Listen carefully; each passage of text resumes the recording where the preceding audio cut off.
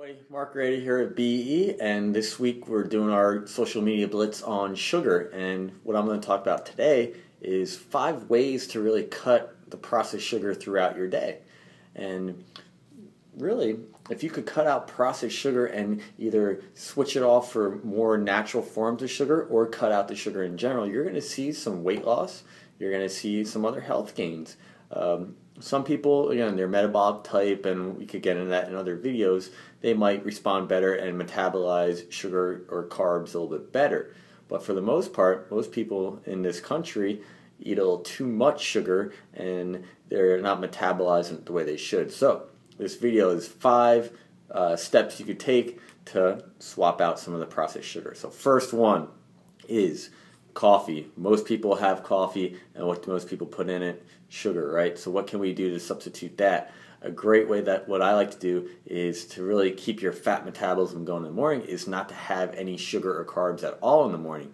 So what I would like to do with the coffee, rather than putting sugar in it or even breakfast with a sugary breakfast, is either put coconut oil in to sweeten the coffee up. Again, the medium chain triglycerides in coconut oil is actually going to promote fat burning and fat metabolism, so that's a great way. If you still don't find coconut oil, some people find that to be a little sweet for them, to substitute with the sugar. If you don't find that to work, maybe stevia is a next best option to kind of sweeten up that coffee. So right there would be number 1. Let me look to my notes here real quick.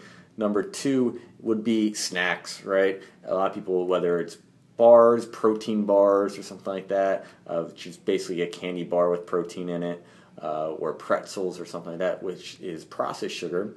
We can still give you sugar, but a more natural form. We're talking fruit, right? So fruit for snacks, a great way to get real sugar into your diet. And even at night, my favorite snack for people who need a little sugar, have a sugar tooth at night, is frozen grapes or some type of frozen fruit. You can't overeat it if it's too cold, if it's cold and hard, so you mindfully eat it, and it sometimes satisfies that sugar craving at night.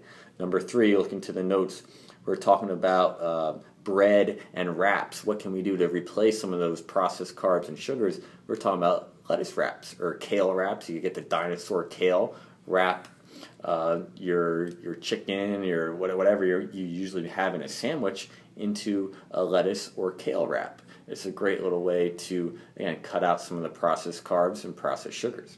You're looking to the notes again. Transition grains.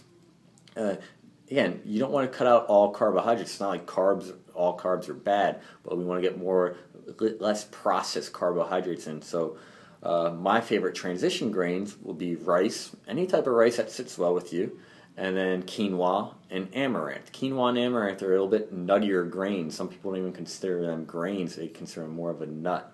A lot of people that I've switched them, they might not like the taste at first. It might be an acquired taste, but for the most part, if you spice it right and then you can make stir fries with it, it's a great transition grain to get you off some of this processed wheat and some of these other processed grains. Number 5, looking to the notes, is that last one at night, the alcohol. Wine. Oh, I drink red wine. That's great for me. Not the best. The way your body metabolizes alcohol, it wants to get rid of that ethanol right away. So it's going to shut off the your metabolism. I'm sorry, fat metabolism, and even burning through glycogen, burning through carbs. It's going to turn that off for the time being to metabolize the ethanol. So if we could swap out the alcohol has some of the excess sugar in it as well, and you want to relax and do something, why not like a chamomile tea, or they call it a bedtime tea or something like that. A nice hot glass of tea, rather than alcohol. It's the same thing, same habit, right? The habit of drinking something, kind of calm you down yet and de-stress you and actually promote better sleep. So those are my 5 tips for you.